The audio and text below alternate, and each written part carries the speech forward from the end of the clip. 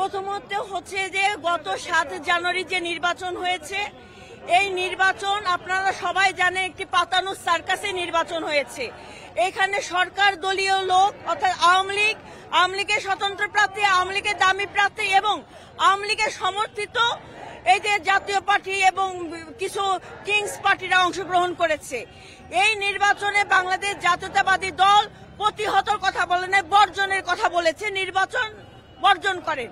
সেই মানে আহ্বানে, দেশনায়ক জনাব তারেক রহমানের আহ্বানে বাংলাদেশের 93% জনগণ ভোট বর্জন করেছে। তাহলে ভোট দিল কত পার্সেন্ট? আমি ধরে নিলাম 5 থেকে 7%। তার মধ্যে 1 থেকে 1.5% লোক আপনার এই যে বিভিন্ন সরকারি পেশার কর্মকর্তা কর্মচারী, আইন শৃঙ্খলা বাহিনীর লোক 7.5 লাখের উপরে এইসব, তারপরে বয়স্ক ভাতা, তাদের আপনার আইডি কার্ডটা কেড়ে নিয়ে এই ভোটগুলো করা হয়েছে।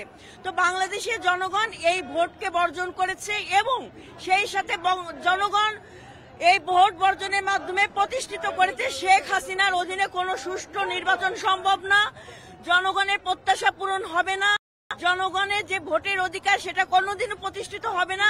জনগণ এই ভোট বর্জনের মাধ্যমে দেশনায়ক জনাব তারেক রহমান এখন বাংলাদেশের 93 থেকে 95% জনগণের নেতা হয়েছে এবং আন্তর্জাতিক মানদণ্ডের একটি প্রতিষ্ঠিত নেতৃত্ব সৃষ্টি হয়েছে। তো আমাদের যে দাবি যে অবৈধ সরকারের পতন, নির্দলীয় নিরপেক্ষ সরকারের অধীনে নির্বাচন, এই দাবি পূরণ না হওয়া পর্যন্ত, যেটা আমরা জনগণের প্রতিনিধিত্ব করি, জনগণের দল, রাজনৈতিক দল, জনগণের দাবি প্রতিষ্ঠিত না হওয়া পর্যন্ত আমরা রাজপথ ছেড়ে যাব না। সবচেয়ে বড় একটা কথা আপনাকে বলি যে 86 সালে এই শেখ হাসিনা বলেছিল এরশাদের অধীনে যারা নির্বাচনে যাবে তারা হবে জাতীয় বেঈমান।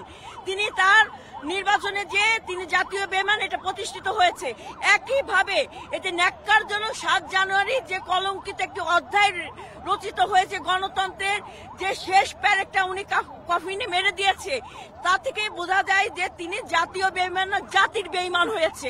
তো এই বেঈমানের অধীনে আমরা কোনো নির্বাচন মানি না, যে অবৈধ সংসদ সেটাও মানি না। আজকে তাদের ভিতরে কতটা ভয়ভীতি কাজ করছে যে তারা হুড়া করে 2 দিনের মধ্যে শপথ গ্রহণ করা, মন্ত্রী পরিষদ গঠন করা, এতে বুঝতে পারছেন যে তারা এখনো কিন্তু কম্পিত এবং আইন শৃঙ্খলা বাহিনী যতই তাদেরকে শেল্টার দেওয়ার চেষ্টা করুক না কেন, জনগণের বিরুদ্ধে দাঁড়িয়ে এই অবৈধ সরকারের যতই আশা পূরণ করার চেষ্টা করুক না, শেষ আশা পূরণ হবে না, জনগণের বিজয় হবে।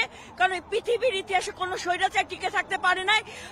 এই অবৈধ নির্বাচন করে অবৈধ এবং স্বৈরাচারী শেখ হাসিনা টিকে থাকতে